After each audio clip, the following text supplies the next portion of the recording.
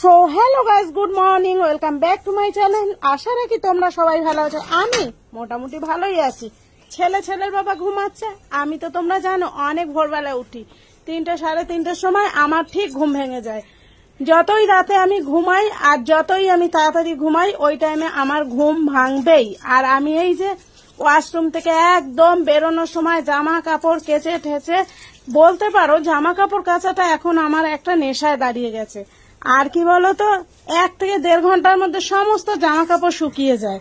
সেই কারণে আমার বেশ ভালো লাগে। আজকে আমি সারাদিনে 3বার কেচেছি, 3বার শুকিয়েছে, 3বার আমি ভাঁজ করেছি। আল্লাহ ঠাল্লাগুলো ভাঁজ করে নেই, মানে আমার এত ভালো লাগে, এত তাড়াতাড়ি শুকিয়ে যায়। আর ওইদিকে দেখেছো ওই দাদাটা, ওইখানে কত জঙ্গল তোমরা দেখেছো? ওই দাদাটা কিন্তু জঙ্গলটা পরিষ্কার করে নিচ্ছে। এটাই উচিত আমার তোমার বলে। ওই দাদার কিন্তু ওখানে পরিষ্কার করার কথা না, তারপরেও করছে। এটাই উচিত, তাই না?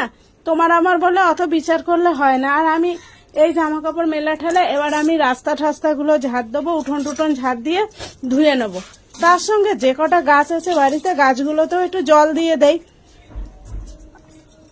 তো এই করছি। আবার আমার মাথায় কিন্তু এদিকে রয়েছে যে এই করতে করতে বেলাও হয়ে যাচ্ছে, দাদা ভাইকে রান্না করে দিতে হবে। তো আজকে একদম ভাত বসাতে হবে, তার সঙ্গে কালকে ডাল আছে, ডালটা গরম করে দেবো।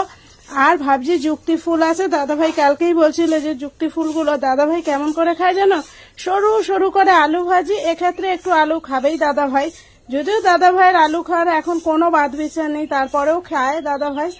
ডাক্তার বলেই দিয়েছে সবকিছু খেতে পারবে। তো আলু, যুক্তি ফুল, পেঁয়াজ, রসুন দিয়ে সুন্দর সরু সরু করে ভাজি, ভীষণই ভালো লাগে গরম ভাতে খেতে। তো সেটাই আমি রান্না করে দিয়েছিলাম আজকে। তারপরে আনা হয়েছিল বাজার থেকে মাছ। মাংস একঘেয়ে পর তোমরা দেখেছো খাওয়া হয়, আমার তো একদম ভালো লাগে না, দাদা ভাইয়েরও ভালো লাগে না।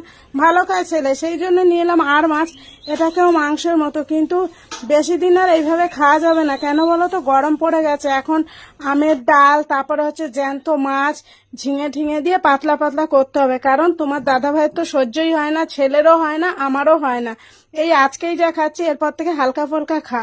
আর এখন বাজে প্রায় 10:30। আমার আর আমার ছেলের জন্য চা নিয়ে এলাম। ভাবি ছেলেকে চা দেবো না, আর ও জোরও করে না, কিন্তু যেহেতু আজকে ভাত খেতে দিতে পারলাম না, তাই ওকে চা দিলাম, কারণ ও খেলো না ভাত। তো এদিকে আমি আবার ডাল বসিয়ে দিলাম। ডাল ছাড়া আমার তো ভাত খাওয়া হয় না। আর মাছ রান্না করব, তার আয়োজনটাও আমি করে নিয়েছিলাম।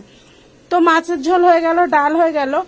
এই রান্না করতে করতেই কিন্তু আমি অর্ধেক জামা কাপড় গুছিয়ে নিয়েছি। আরো কিছু জামা কাপড় ছিল রান্নার পরে, ভাবলাম যে দাদা ভাই আসতে একটু বাকি আছে, তাহলে আমি জামা কাপড়গুলোকে গুছিয়ে নিই।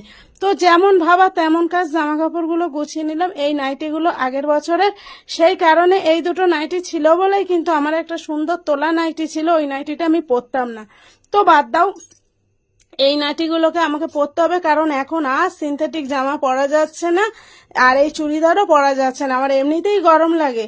এর মধ্যে কিন্তু 2বার স্নান হয়ে গেছে। ভাবো, সকাল থেকে 11টার মধ্যে 2বার স্নান হয়ে গেছে, এখনো তো 2বার হবেই। কারণ যে হারে গরম লাগছে, আমি বুঝতেই পারছি যে আমাকে কতবার স্নান করতে হবে। আর এই জামাগুলো আমি আজকে আল্লায় রাখছি, কিন্তু আলমারিতে তুলে দেবো। আর জামাগুলো না কেমন যেন ফুটো ফুটো হয়েছে, ওয়াশিং মেশিনে দিতাম, আমার কথা আর বলো না। আর এখন তো ওয়াশিং মেশিনে টোটাল কাচি না, এখন হাতে কাচার নেশা প্রচুর হয়ে গেছে আমার।